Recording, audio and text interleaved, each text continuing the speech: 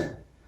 그러면은 지금 이 공약을 하셨는데 이거는 아까 완전 60%하고는 좀 안 맞는 것 같고, 또 한 가지는 구체적으로 그럼 어떻게 이 재생에너지 고속도로, 에너지 고속도로 이걸 만들어서 어떻게 산업 발전하겠다는 건지 좀 구체적으로 말씀해 주실래요? 지금은 이제 재생에너지를 생산하더라도 버려지는 부분이 많은데 이것을 어떻게 하든지 효율적으로 촘촘하게 연결해서 이 부분에 낭비가 없이 소요초로 제대로 가장 효율적으로 연결하는 그런 여러 가지 지역마다 또 그 어떤 좀 특성마다 다 다르겠습니다. 네. 그걸 맞춰서 하고 또 원자력 부분에도 지금 현재 그렇게 생각하시는 것보다는 훨씬 더 빠른 속도로 원자력이 또 건설도 될 수 있고 재생에너지 관련된 예를 들어 우리나라 같으면 조력발전소 네, 상당히 좋은 조건이 서해안쪽에 많이 있습니다. 어쨌든 김원수 통역도 후보님 말씀을 들어보면 꽤 말씀이 여기저기 충돌하는 느낌이 좀 든다는 말씀드리고요. 어쨌든 저는 김대중 대통령의 정부화 고속도로, 또 박정희 대통령의 산업화 고속도로 이어서 이 재생에너지 사회를 준비하는 에너지 고속도로로 새로운 산업 시대를 열어야 되겠다는 말씀을 드립니다. 이준수 후보님, 뭐 자료 숫자도 많이 말씀하시고 하는데 제가 좀 알아봤거든요.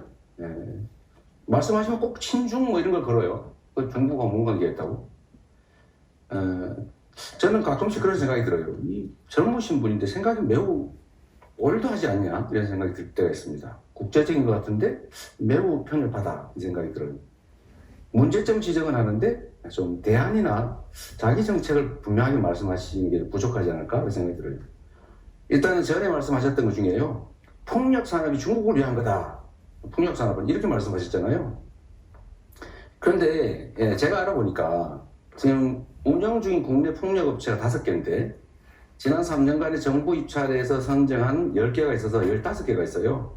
이 폭력 산업 시설 중에서 국산 터빈이 2곳이고 나머지는 국산과 유럽산이래요. 그러니까 중국산은 2개밖에 없다는 거예요. 또 한 가지는 지난주에 5월 16일 가동한 5번째 신안 폭력단지, 이거는 답변 시간 30초 보장해 주셔야 돼요. 네, 그럴 겁니다. 터빈, 제가 너무 웃겨야 됐거든요. 자, 전체적으로 계속 이게 중국이라는 단어만 나오면 본인이 친중이 아니라고 항변을 하시는데요. 그럴 필요 없고요. 사실 그래서 풍력 발전과 태양광의 대부분 장비라는 것이 택가리를 한다고 이제 많은 국민들이 알고 있는 겁니다. 그리고 지금 중국산 풍력 장비나 이런 것에 대해서 태양광 장비도 그렇고 결국 중요한 상황에서 안보적인 위기를 가져올 수 있는 킬 스위치 같은 것이 내장되어 있다는 이야기가 미국에서 나오고 있는 상황입니다. 그렇기 때문에 이재명을 고각권대에서 통과가 안 하는 네. 네, 다음 주도권 토론 김문수 후보 시작하시죠. 이번 토론은 그렇습니다. 지금 재생에너지 부분에 대해서는 다들 뭐 좋다고 하지만 제가 생각할 때는 서해안에 있는 조력발전소, 경기도에도 시아에도 조력발전소도 있고 더 좋은 조력발전의 조건을 우리 서해안에 많이 갖추고 있습니다. 그리고 풍력발전도 아직 훨씬 더 발전할 수 있는 소지가 많이 있다고 봅니다. 꼭 중국산 원자재 셀을 많이 쓰는 태양광 발전만이 꼭 좋다고 저는 보지도 않고요. 그래서 재생 발전도 다양하게 많이 발전시킬 필요가 있습니다. 그리고 특히 원자력 발전에 대해서는 이게 지금 기술이 굉장히 빠른 속도로 발전하고 또 우리나라가 세계 최고의 시공 기술을 가지고 있기 때문에 제대로 이 부분에 대해서는 세계적인 선도 국가가 될 것입니다. 많은 나라가 아까도 말씀드렸다시피 30개국 이상 많은 선진국들이 이 원자력 발전만이 정말 탄소 배출을 줄일 수 있는 가장 획기적인 방안이라고 보기 때문에 이 원자력에 대해서 저는 이재명 후보께서 훨씬 더 긍정적이고 적극적으로 검토하셔야 되지 않느냐. 자꾸 재생에너지 이야기를 하시면서 태양광 이렇게 하면 다분히 그 태양광의 셀이 주로 중국제인데 이런 부분은 또 어떻게 하고 그 부작용은 또 어떻게 하냐는 많은 문제가 있습니다. 그래서 우리 국내의 기술로서 원자력 발전에 대한 관심과 적극적인 정책이 절대 필요하다고 저는 보고 있습니다. 여기에 대해서 좀 더 적극적으로 원자력 발전의 그 필요성, 그 건설 필요성, 또 SMR이든지 이런 새로운 기술에 대한 투자, 집중적인 국가적 지원이 필요하다고 보는데 여기에 대해서 우리 이재명 후보께서 좀 대책을 밝혀주시면 좋겠습니다.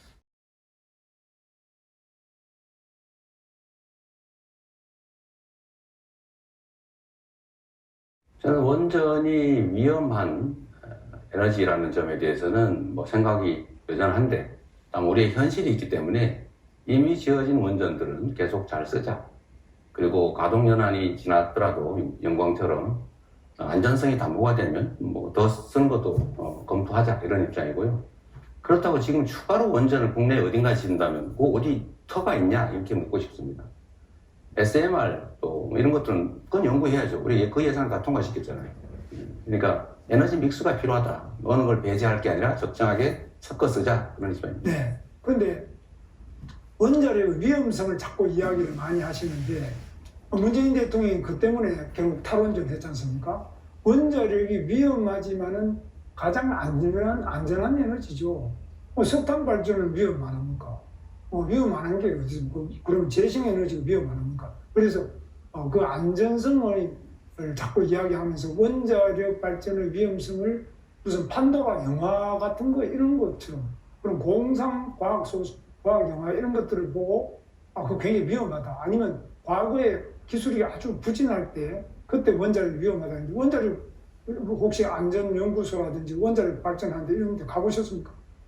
꼭 그걸 가봐야 하는 것은 아닌데, 가보지는 않았어요. 가보지는 않았지만, 실제로 그 처리 후 연료, 그 핵폐기물, 그거 정말 위험하잖아요. 처리 못하고 지금 쌓아놓고 있지 않습니까? 또, 실제로 폭발 사고는 안 날 거라고 다 조심했죠. 일본인들 조심하지 않았겠어요? 최선을 다했겠죠. 그러나 폭발했고, 결국은 지금 한반도까지 피해를 입히는 게 현실이다. 근데 잠깐만요. 예. 체르노빌도 마찬가지죠. 지금 다른 나라에 이 사고들이 많기 때문에 가급적이면 재생에너지로 비중을 올린 게 맞다, 이런 생각이 말씀드립니다. 그런데 후쿠시마는 그 폭발한 게 아니지 않습니까? 그건 해일로 인해 가지고 바다 속에 지진이 로 인한 해일 때문에 그것이 누수가 되고 많은 문제가 발생한 것이, 원자력 발전소가 폭발한 것도 아니고 우리나라 원전의 시공 능력은 세계 최고 수준 아닙니까? 그래서 저는 이재명 후보께서 앞으로 정책을 하시더라도 반드시 현장을 가봐야 된다. 원자력이 위험하다고 하려면 원자력 발전소를 가보든지 원자력 연구소도 대전에 가실 때 한번 들러보세요. 그리고 경상도 가시면 표만 보지 말고 원자력 좀 가보셔야지만 거기서 저 사람이 정말 제대로 미래를 알구나. 그거 뭐 얼마나 고리, 경주, 또 울진 얼마나 원자력이 많습니까? 가시는 김에 한번 들러가지고 이게 정말 안전하냐, 사실이냐, 이렇게 확인하는 것이 절대 필요하다고 보고요. 우리 이준수 후보는 어떻습니까?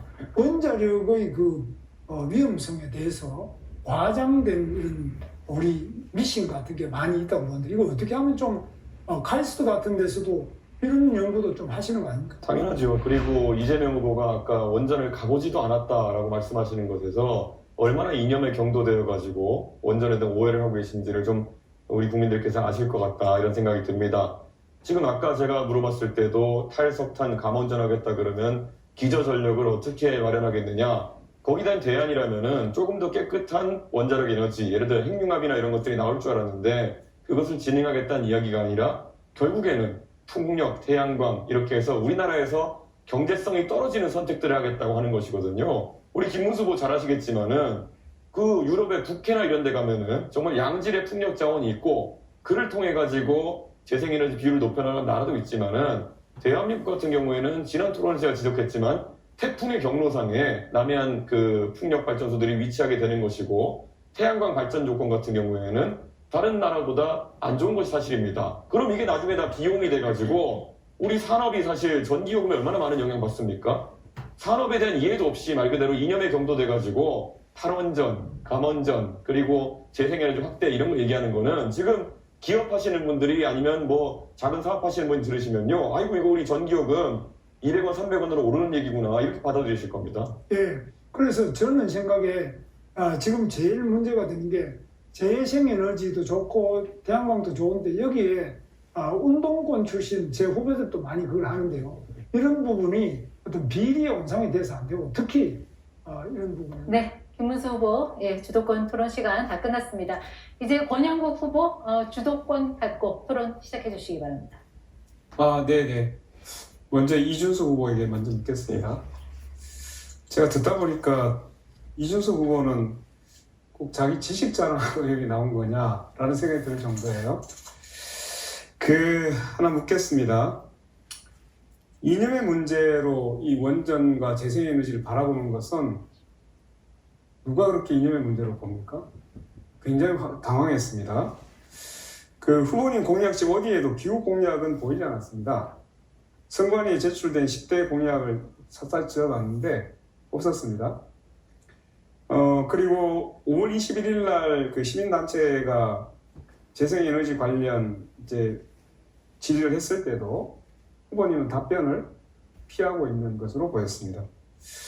자, 그러면 청년을 대표한다고 하면서 미래 세대가 가장 관심을 갖는 기후 공약을 단 하나도 제시하지 않았다는 건데 이거 어떻게 이해해야 돼요? 저희는 당 차원에서 총선 때부터 당 공약으로 I100과 그리고 CF100과 같은 국제적인 기준이 있는 환경 규제에 대해 가지고는 저희가 잘 쫓아갈 수 있도록 하겠다라는 입장을 밝힌 바 있고요. 저는 기후 환경에 대해 가지고 젊은 세대가 가진 방향성이 딱 이것이다라고 우리 권영국 후보님께서 규정하지 않으셨으면 좋겠습니다. 방금 저와 김문수 후보가 나눴던 대화 같은 것들도요. 충분히 젊은 세대의 공감을 사고 있는 경우도 있고 특히 거기에 더해서 원자력 발전에 대한 부분은 이미 지난 문재인 정부의 이념적인 행동 때문에 이념적이라고 판단하는 국민들이 있는 거 아시지 않습니까? 거기까지 듣겠습니다. 예. 지구를 살리겠다라고 나서고 있는데 그것을 이념 문제로 치부한다는 것은 오히려 이준석 후보가 지금 기후 문제와 에너지 문제를 이념 문제로 갈라치고 있는 거 아니냐라는 말씀을 하나 드리겠습니다. 그리고 제가 왜 그러면 당에서 했던 것 후보 공약에는 하나도 집어넣지 않았을까? 혹시 단일화를 염두에 둔 거 아닐까요? 이런 질문이 들었어요. 기후 공약이 없으면 단일화하는 겁니까? 그래서 제가 별칭 하나를 한번 드리겠습니다. 네. 기후 없는 이준석? 어때요?